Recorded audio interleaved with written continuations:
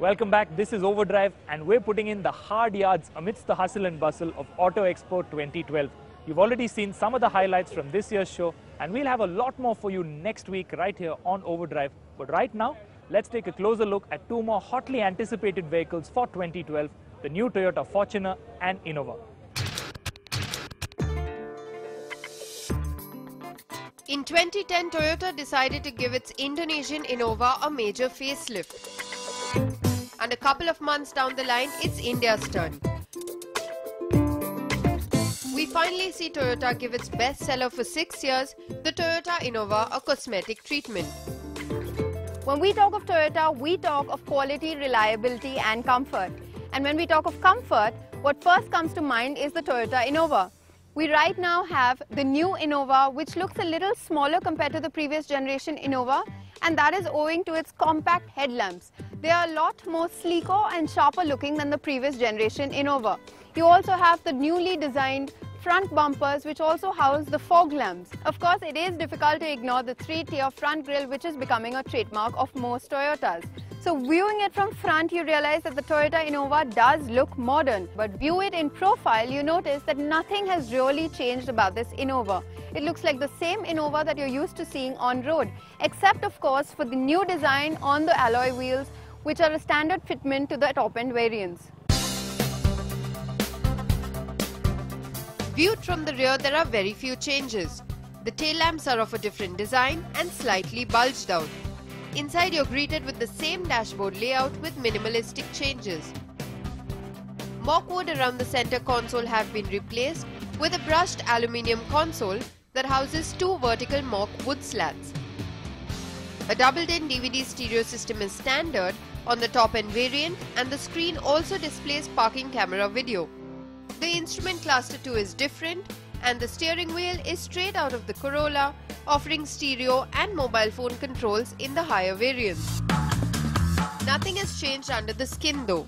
The Innova is still powered by the same 2.5-litre diesel and 2-litre petrol engine. But overall, this new upgrade has simply made the SUV more upmarket. Toyota has finally decided to give a family face to most of its models all across its lineup, which is why the first thing that you notice about this Fortuner is its 3-tier front grille.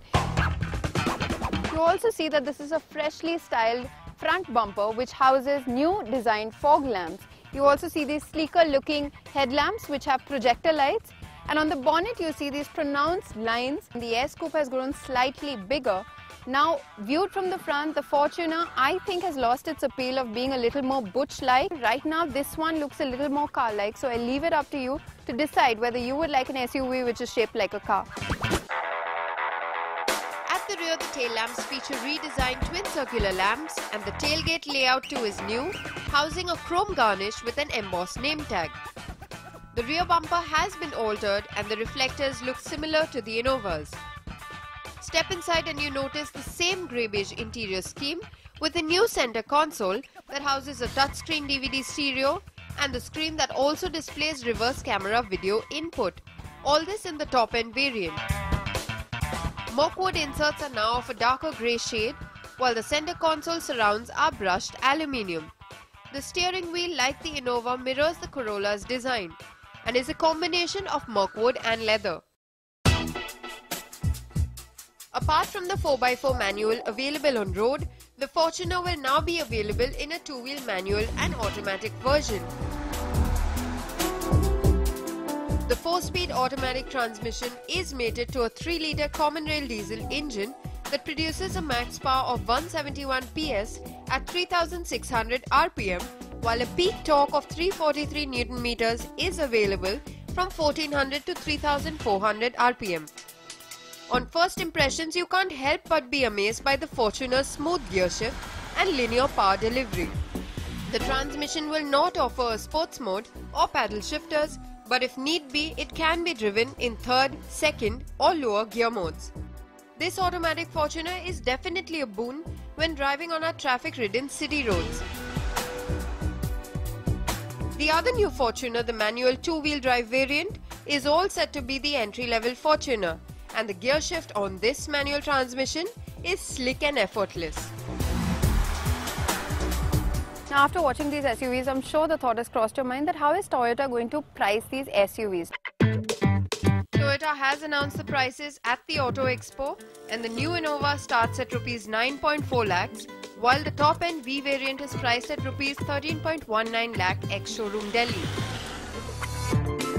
The entry-level manual two-wheel drive Fortuner has been priced at Rs 19.99 lakh ex-showroom Delhi, while the two-wheel drive automatic will be available at Rs 20.69 lakh ex-showroom Delhi.